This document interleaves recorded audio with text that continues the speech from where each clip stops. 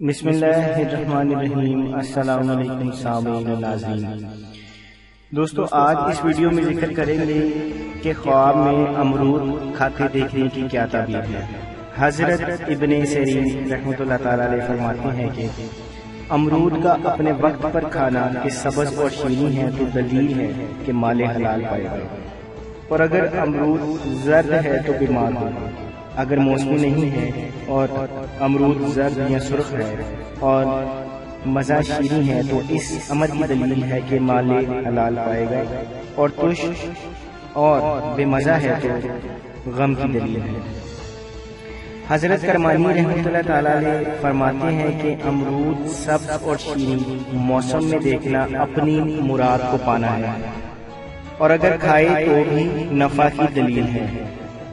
حضرت جعفر صادق رضی اللہ تعالیٰ عنہ فرماتے ہیں کہ خواب میں امرود کا کھانا 5 وجوہات پر ہے۔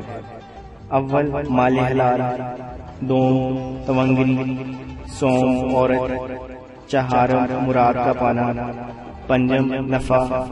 اور اگر دیکھیں کہ بادشاہ امرود کھاتا ہے تو دلیل ہے کہ جس قدر کھایا ہے اس کے مطابق کسی بزرگ مرد سے نفع پائے گا۔ جزاک اللہ۔